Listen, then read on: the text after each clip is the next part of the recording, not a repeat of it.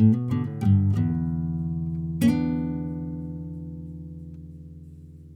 hello, sports fans, and welcome back to Sports on the Spot. My name is Williecharger, and today I'm going to be joined by Nick James. Later on, Ronnie's going to be giving us his rundown, although he won't be here in person. And of course, we have Lenny joining us with his Lenny Lowdown as well. We're here to talk some sports, and there has been a lot of sports going on over the weekend, much of it in the football and basketball world. Nick, as you look back over the last couple of days, what sports headline stands out to you? Willie, I wouldn't have guessed the Jets would have been able to beat the Bengals based on how they lost 54-0 last week. Though I did pick them to beat the Patriots last week, so it was just a week late on that solid performance I kind of saw building up to the bye week. But the Jets look good without Zach Wilson. Maybe they were just cutting loose. I mean, the game was a lot closer because of two tipped interceptions where the Bengals didn't even fully capitalize either on. But it was a pretty interesting game. I kind of leaned into the end of that one as the Charger game was starting. For me, I got a text from my Texas cousin who wanted me to point out what a great day it was in Texas sports yesterday with the Cowboys winning and the Astros managing to stay alive in the World Series. We're not going to talk about that, though. I wanted to talk about my LA Lakers, who have seemed to turn things around recently as they beat the Rockets last night. I know it's only the Rockets, but they now have won 4 of their last 5 games and seem to have gotten back on the right track. Now, I know that they're still a work in progress. Their defense really needs to be improved. I see that Coach Vogel's made some changes with the starting lineup. DeAndre Jordan out, Avery Bradley in, along with Westbrook, and of course Kent Bazemore. You got your 3-guard lineup with Anthony Davis at center, and of course LeBron James at forward. It seems to be a pretty good lineup right now. So I'm kind of happy about some of the progress the Lakers have made in recent days. That was my weekend turnaround as far as that goes. Wanted to spend some time and let Lenny give us his lowdown. So Lenny, go ahead and take it away. Because of my well-known analytical skills, you probably think of me as a person with a very big brain. And that I am. But what the camera angles can't show you is I also have a very large set of shoulders, biceps, a chest, and what you can't see because of my shirt is my well-developed abs. Now, if you want to look like me, and I'm sure you do, I'm going to show you how using some strength exercises. Now, first, let me tell you not to be intimidated by the size of the weights that I'm using, because I've been doing this for a long time. You can work your way up. I'm going to show you 2 exercises. The first is called a curl. Let me show you how this works. First, you put your hands in this position and you lift toward the chest. And then reach that position, slowly release. The second exercise is called the overhead press. It's a bit more challenging. We begin by reversing hand positions. Again, we lift toward the chest. And the second motion is to move overhead toward the ceiling. Now, if you can't quite get there, a pro tip is to move the head down so that you're still overhead. I suggest you begin with 1 set of 1 rep. I've been at it for years, so I've tripled that. Now, after this exercises, your calories will definitely be depleted, and the way to replenish them is to head straight for the fridge and add a 6-pack to the 6-pack, which I suggest accompanying with a very large and well-loaded pizza. But don't stop with the health food. Reward yourself for that workout. Treat yourself to a large bowl of ice cream topped with fudge. I think you'll find that was time well spent, and I guarantee if you follow that regimen, you'll bulk up very quickly.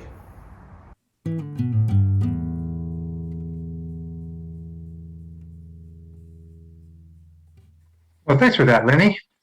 Hope to hear some more of your insights in the future. Nick, I wanted to spend some time talking about the NFL world and some of the games that happened over the weekend.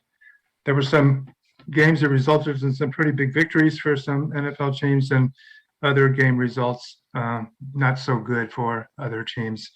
As far as the big wins are concerned for me, I thought it was really big that the Packers were able to defeat the previously undefeated Arizona Cardinals this past Thursday night.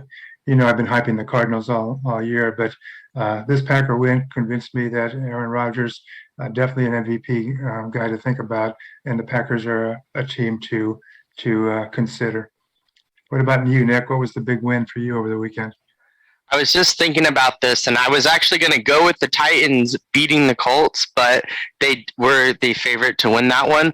And then the more I thought about it, the Patriots beating the Chargers is a huge win. I mean, that brings them back into just general contention in the AFC. They looked complete. That running game with Damian Harris just looks pretty nasty. They got a whole slew of running backs behind them.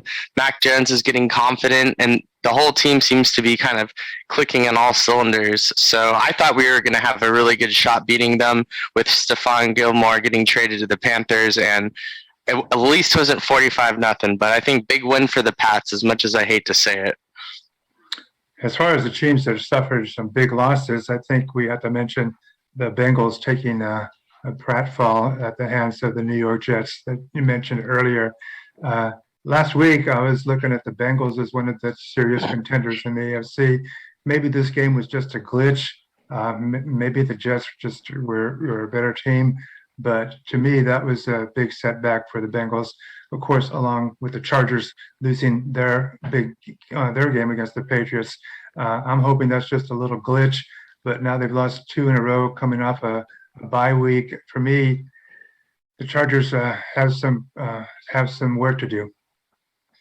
Yeah, Willie, their run defense is just looking really terrible, as we saw the last 2 weeks, and we'll talk a little bit more about that in the Knicks picks in a bit. But my big loss this week is the Vikings against the Cowboys. I mean, with Dak out, the Vikings should have been able to outperform. They have just as good of a wide receiving core and running back committee in the backfield with Cook and his backup, Madison. So, other than the quarterback, it seemed like the Vikings might have even been better defensively, but it was another low-scoring game, kind of like the Chargers-Cowboys earlier. Cowboys eked one out. I think the Vikings really blew a big opportunity to go up in the NFC East, or the NFC. Of course, the other big NFL takeaway over the weekend were the important injuries that took place to a couple of very important players.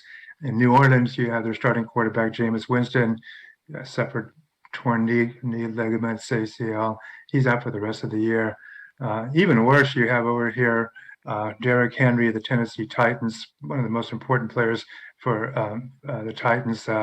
He's had foot surgery today, and apparently they're not saying it, but it looks like he's going to be out the rest of the year. Nick, which team you think is hurt most by these key injuries? The Titans losing Derrick Henry, or the Saints now having to play without Jameis Winston, their quarterback? Well, remember, before the season started, we didn't even know that Jameis Winston was going to be the quarterback. They still got Taysom Hill. They still got the guy who came in and kind of closed out the game for Jameis. Forgive me for not remembering his name. I wasn't totally watching that game. But it was a good revenge game for Jameis. Yeah, Simeon. There you go. I was trying to grab that one. Thank you, Willie. But, they were still able to kind of close up, and their game's based on their defense and their skill positions anyways. They're going to be able to figure it out at quarterback. I think the big loss really is Derrick Henry. The Titans are going to have to change the whole style of play, controlling the ball and then wearing them down. They signed Adrian Peterson to the practice squad earlier today, which 37-year-old Adrian Peterson? Just about. I mean, they're saying he's still got gas in the tank. If anyone were to be able to do it, he's like the Tom Brady of running backs. He's had some good performances over the last few years. I don't know if that's going to cut it. And if Julio Jones doesn't get better, it's going to be a lot of focus on A.J. Brown. And Tannehill's good, but I think a lot of that came from the play action that Derrick Henry was able to provide. You're right about Adrian Peterson. He did play last year, and he had over 600 yards rushing with 7 touchdowns. So, yeah, he might still have some gas left in the tank. But overall, it's not a good deal for the Tennessee Titans as they're trying to move forward. I know you have some more information you can give us in your Knicks picks. So what else do you got for us, Nick? Well, there's a couple of good matchups finally this week. I've been saying they've been bad the last couple, but we're going to talk about some games with one-loss teams. For those counting at home, I was 3-1 last week. Barely lost that Colts pick because Carson Wentz did what Carson Wentz does with that pick six in his own end zone. But 12-4 on the season, so we're getting something right here. My first game, Cowboys, Broncos. Cowboys at 6-1. I mean, this one's kind of a gimme. I don't see the Broncos being able to stop the Cowboys defensively. They haven't been able to stop worse teams. And now with Von Miller being traded to the Rams, whether he's a presence on the field or not, he's a big presence on the team in the locker room. So we're going to go Cowboys there. Packers, Chiefs, I don't know how the Packers are the underdog here, maybe because they're going to Arrowhead, but it's the Super Bowl I wanted to see last year. I think Aaron Rodgers is going to keep rolling on that Chiefs defense. They're going to have to do something to stop the Packers, and if the Packers get their wide receivers back from the COVID list, then I think it's pretty much a sure thing the Packers are going to be able to win here. San Francisco against the Cardinals. You know, the Cardinals got their first loss last week.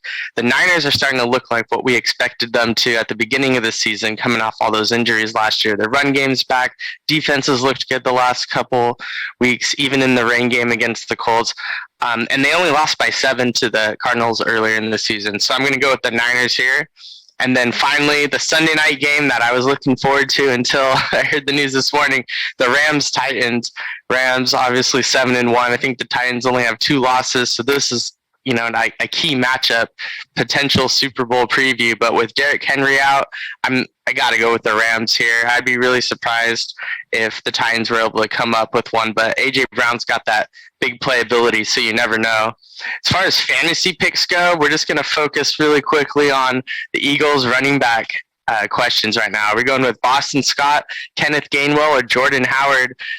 Yeah, they've been bad all season rushing for the Eagles with Miles Sanders, but he's out now. And yeah, they had their first 200-plus yard rush game against the Lions. But there was a lot of good things to see from that team. And again, they're going to play the Chargers this week. So I'm expecting a lot of rushing to go well since the Chargers can't tackle for shit, apparently. The big question is, who are we starting? If I were a betting man, I would have to say Boston Scott. I know Kenneth Gainwell's got a lot more looks earlier in the season, but he hasn't been consistent. Boston Scott is a different kind of runner than Gainwell and more like what they'd hope from Miles Sanders. So I'm thinking Boston Scott's going to get the go-ahead here. All 3 of them had 12 touches last week. Boston Scott did the most with it, though Jordan Howard did have 2 garbage time touchdowns. I'd say Scott's the play. The guy worth putting in that waiver wire pick if you weren't smart enough to pick him up before the game yesterday. And I wouldn't waste a waiver wire pick on Jordan Howard, though he might be a good stash option in deeper leagues if he clears waivers.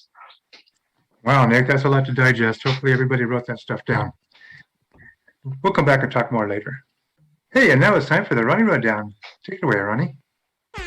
All right, well, let's make this quick. I got a lot of Sopranos episodes to watch. I don't know if you saw David Chase said in an article confirming essentially that Tony dies at the end of The Sopranos. So I'm always looking for an excuse to start watching Sopranos over again.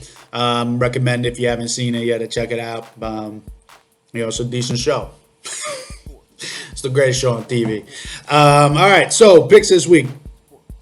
Let's go Patriots -3.5 at the Panthers.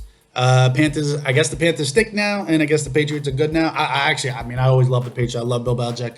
Mac Jones seems to get better every week. I know they're on the road, but I'll go Patriots. I'll go Chargers -1.5. Bounce back game at the Eagles. Not worried about Herbert. Eagles are not a good team. Probably, if they didn't blow out the Lions last week, they probably would not be getting the. I feel like the Chargers should be -3.5 at the Eagles. But I guess with the injury, Eagles with a huge win last week against the Lions. Who cares? Probably some good value on the Chargers, even though they're on the road. And last one, I'm going to give you, I feel good about this one. May even take the money line to win this game. But I'm going to go Packers +7 at the Chiefs. No Aaron Rodgers. The Chiefs are not a good football team. They have a couple good players. They got like 2 good players. One of them happens to be their quarterback. But other than that, they stink. Not really too worried. Aaron Rodgers is incredible. Arguably the best quarterback in the league right now. But They got no tape on Jordan Love. We don't know what we're going to see from Love. He probably wants to prove himself. But also, they got two great running backs, Aaron Jones and the Dillon guy. And the Chiefs' defense stinks. I can see the Packers, keeping this close and just running it down their throats. So I think 7 points is way too much. So I'll take the Pack. I mean, the Packers would have been favored in this game. They could have been minus 1.5. I don't know. Give me the Packers +7, and you can tell me to go F myself next week when they lose by 20. Take it easy.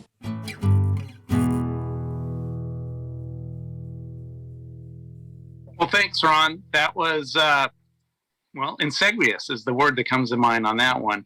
Well, it's time for the Sports on the Spot question, and as always, we're just stunned at the number of inquiries we're getting.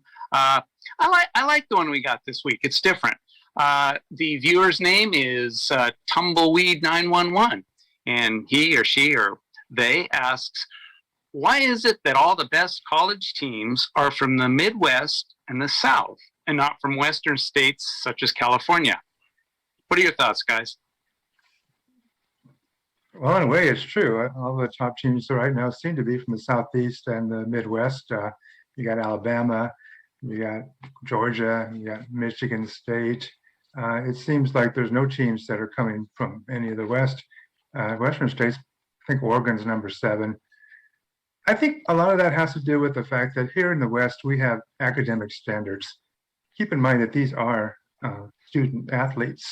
And yeah, you just can't just walk off of some high school being all great and go to Stanford as if you're going to meet the standards there. So I don't think they have such rigorous standards if you're going down to, let's say, LSU or some Southeastern school like that. I think the schools in the Midwest and the South also just have a better history of, or maybe even a more recent history of success with their programs, especially in the SEC. That's why everybody's starting to join the SEC. It's pretty much, if you want to go to the NFL, you got to be really good in your other division, or you got to go to the SEC where you're playing the majority of the people that are going to be going up in the future drafts. But I also think it's just a cultural thing. I think it's just bigger in the South. I got family in South Carolina, and they're watching all the college games and obviously football, and the times are on later over there, so they have more time to watch all the games, where we got to start at 10 a.m. and their Sunday morning games don't even start till 1 for the NFL, and then for college it's also more in the afternoon, no 9 a.m.s. I don't know. I think time zones is it's just a little bit of a weak argument to me. I look at it from the bigger picture. Look, we got a beautifully diverse country, and each area has its own strengths. Ours here in California is that we have everything the universe has to offer, basically world-class everything. And football is just one of a billion things we can get into. Well, what do you got in the Midwest? Well, cornfields and cows. And what does the South have? Gumbo and grits. And Waffle House. But look, there's some very fine people from those regions, but they're bored silly, and they got nothing to do but practice beating each other's brains out on the football field. And practice makes perfect, right? Lenny, I appreciate your nod to cultural diversity there. Very, very well done. Nick, I have to just disagree with you. They have a long history of great college teams out here in California. There's a school down in Southern California, USC, you might have heard of them. They've had a long history and tradition. But it's just I heard they cheated. Reggie Bush lost his Heisman. As if those Southeastern Conference schools don't cheat. Give me a break. Less people care there than maybe about it. Yeah, that's just the way they do things down there. We have some standards here in California. Anyway, I'm going to leave it at that. I don't want to get people mad at us too much, but I'm going to just say I have to thank everybody for watching the show and reminding everybody to like, comment, subscribe if they have an opportunity.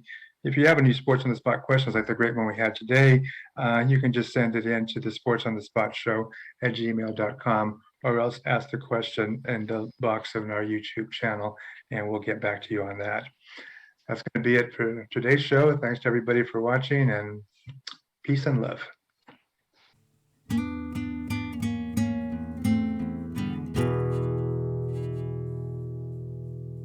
Unbelievable.